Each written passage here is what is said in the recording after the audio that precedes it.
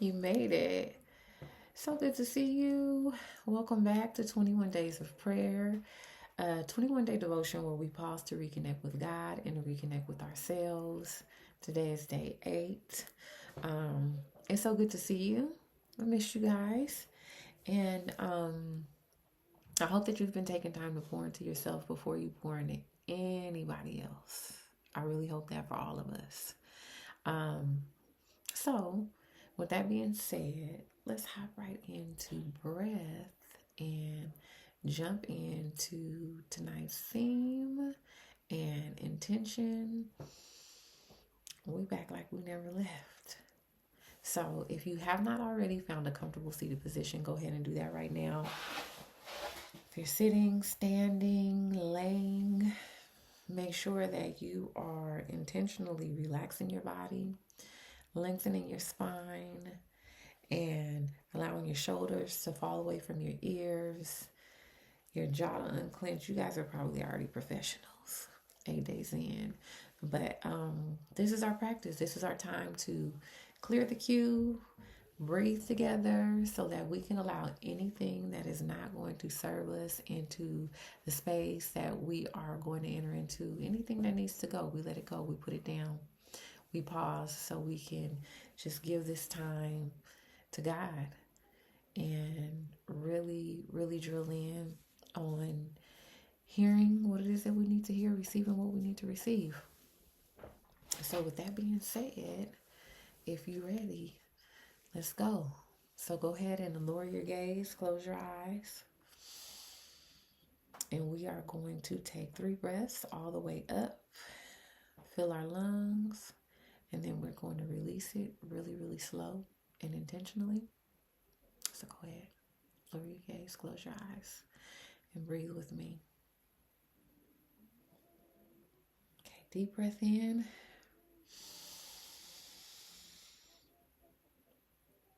Let it all go.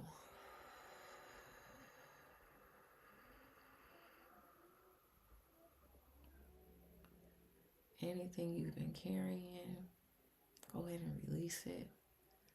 Another one, deep breath in. Any tension you're carrying in your body, go ahead and let it go.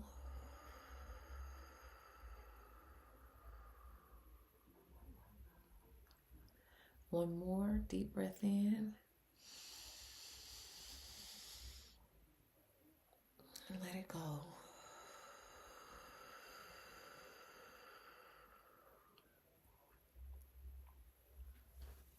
How was that? That was good. I always feel like anything that I'm carrying that's like excess baggage, that's not really authentic to the space, it's not really aligned. I feel like just those 3 breaths like does wonders for me to just come back to like my real self. Um, so I'm thankful. Thank you for breathing with me. Thank you for showing up and participating and doing that with me every day, every night. Uh, Today's day 8, and I want to talk to you about safety. And we hear the language a lot of times of creating safe spaces for people to just be. And sometimes it's people in general. Sometimes you might hear, people saying they are creating safe spaces for people of color or creating safe spaces for Black women. We hear that a lot. And I think it's beautiful. I think it's wonderful. I have been on the receiving end of some really special containers that were intentionally meant to be safe spaces for somebody that looks like me. And I love that. I love that. But I want to talk about how safe spaces only work one way. And what I mean by that is that safety is an inside job, not an outside job, because you have to start with feeling safe within yourself before you can feel safe anywhere else or with anybody else. So if I don't feel safe within myself, it doesn't matter how intentional the container is, how pure the heart of the person or people that are creating the container is. If I don't feel safe here first, I'm never going to fully feel safe. I'm never going to fully be able to let my guard down in order to receive the environments that are extended to me. And so I want to talk a little bit about that because we all have the ability to be our own safe space first.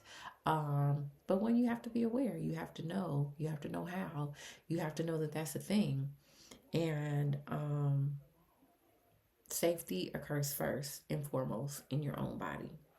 And so even when I think about the containers that I've been in, truly no one can create a safe space. We even like this space where we come in once a day and pray together and breathe together and talk about things together. The intent of my heart is that you feel safe here, but I can only create an environment that supports that intention. I can't achieve safety for you, so I can only create a supportive environment. I can't create an environment of safety because not everybody defines safety the same way. Not everybody has experienced the same traumas, the same ways of feeling unsafe in their personal experiences. So it's like all I can do is create the container with the intention to support you in your safety, but I can't create safety for everybody, no matter how much I wish I could. And so, even when you think about it, like places that teach meditation or social emotional learning or yoga, you'll often hear the phrase trauma informed.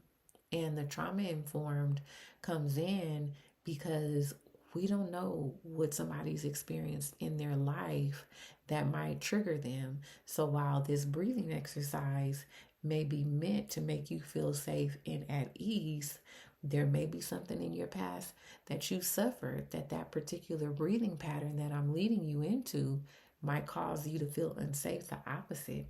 And so, with trauma informed teaching, yoga, meditation, anything, you will often hear the invitation to do a thing as opposed to a directive.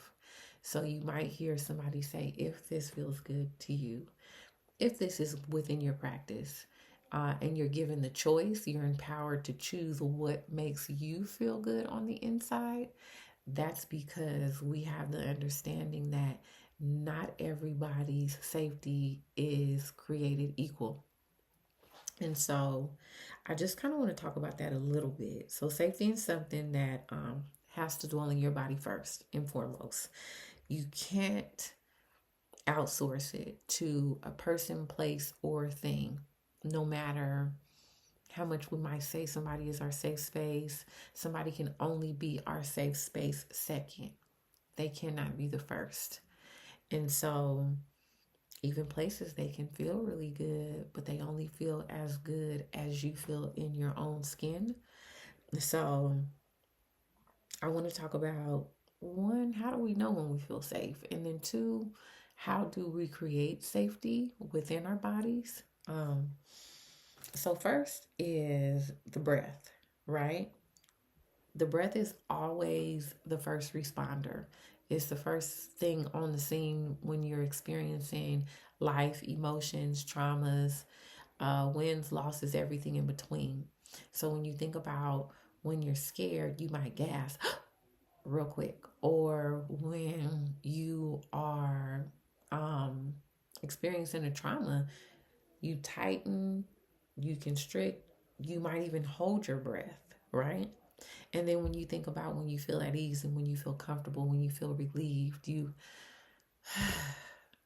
like your breath is always like the most immediate tool that you have to kind of be able to gauge where you're at emotionally, gauge how you feel on the inside. It's instantaneous. Like the breath is going to always show up first to be able to tell you as an indicator, am I okay? Am I not okay? How am I doing today? Is my breathing like really labored because I'm having a tough time? Is the pace of it sped up because I'm nervous? And so, whether we pay attention to it or not, our breath is always communicating like the temperature, the emotional temperature on the inside. And so it kind of tells the truth of the nervous system. So whatever it is that I'm feeling on the inside, whether I might try to plaster a smile on my face or try to have a stoic look like a poker face, like my breath is always doing the things, whether I tell it to or not. It's kind of like you don't even notice it. Like, oh, shoot, I was holding my breath there. That type of thing. So when we regulate our breath with intention, we have the opportunity to regulate our emotions, to regulate our nervous system, and hence, like, that helps to regulate our self safety.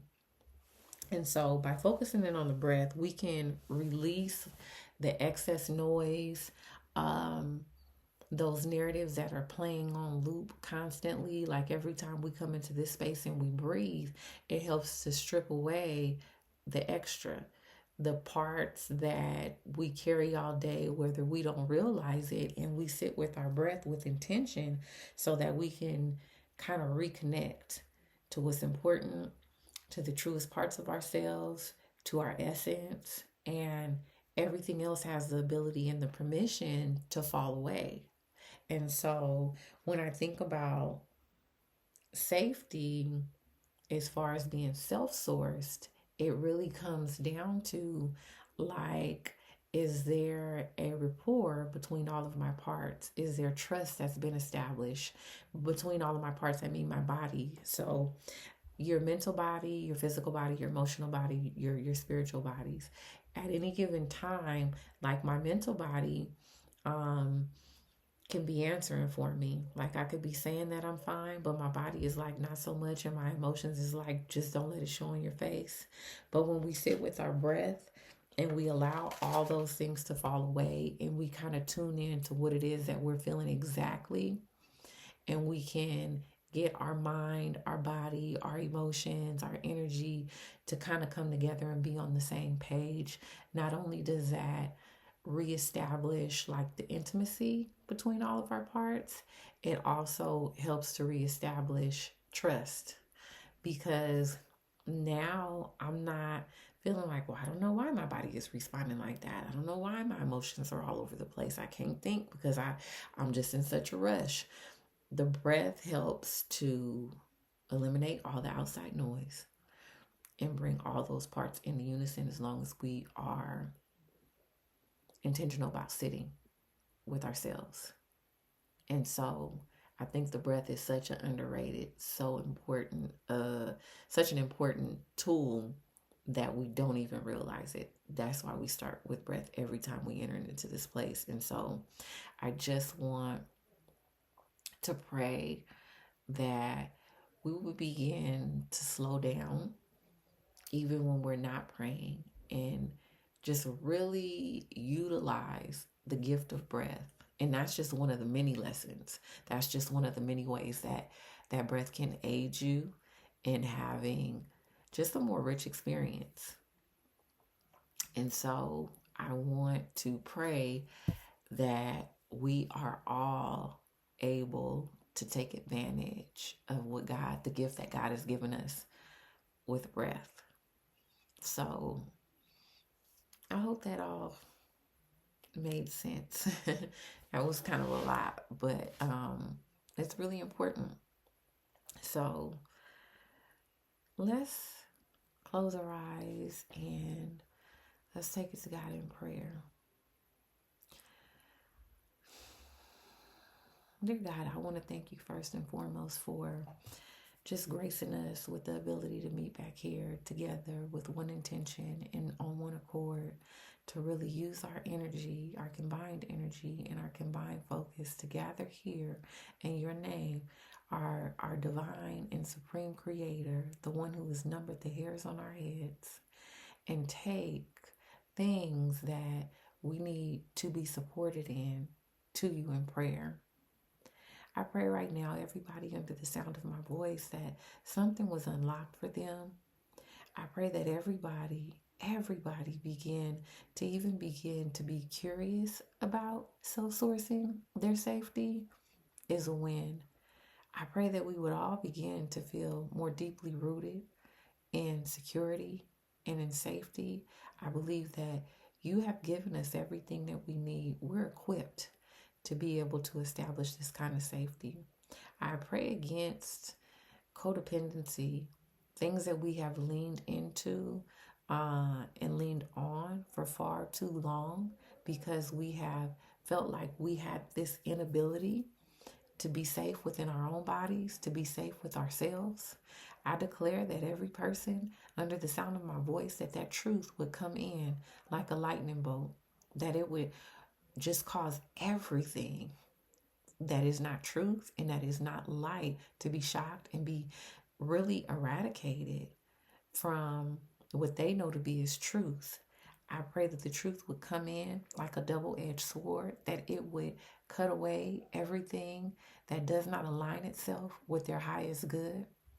I pray that all the traumas that each individual has suffered, I pray that all of those things would begin to become less scary. I pray that you would even begin to send support, the right people, the right aid, the right help to help them face those things, the big things and the little things. You said that you'd be a very present help in our time of trouble. I pray that we will be open to receive the support, the knowledge, the counsel, even the therapy that we need to be able to begin to reverse these things that have plagued us and made us feel unsafe in our own bodies. You are the healer of healers. There is nothing that you cannot touch and reverse. So I pray right now, if there is something that is particularly heavy on somebody's heart that's listening to this prayer right now, that you would come alongside them and just let them know that they are not alone. They are loved, they are carried, they are covered, they are sacred. Everything that they've been through, that your shoulders are big enough to carry everything that they're carrying. So even if it is at the point right now where they cannot see themselves as equipped enough to self-source their own safety, that you would support them and let them know that they're never alone in anything that they embark on. I pray that we would all begin to just unravel those stories that we have held on to for so long, that have told us that we are unsafe, that have told us that we're alone, because those things are not truth. They're not true.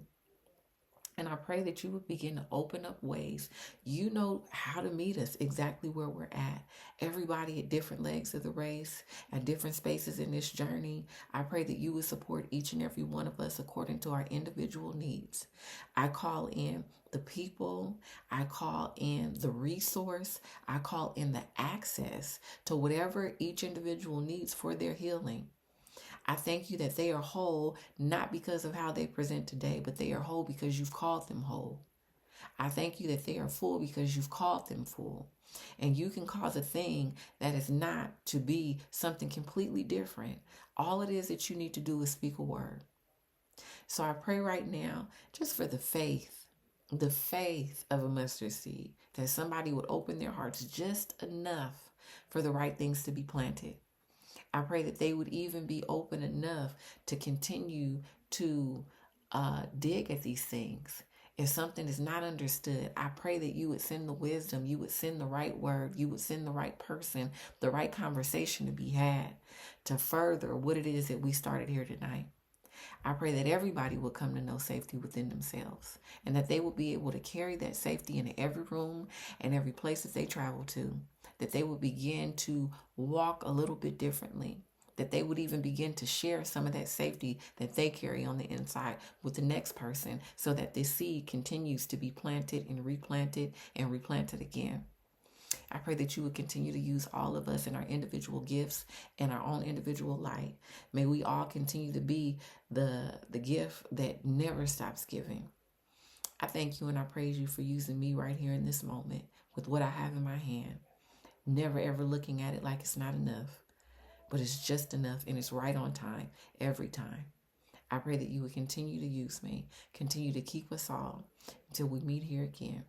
In your name I pray. Ashe and amen. I enjoyed you. That was good. That was a lot.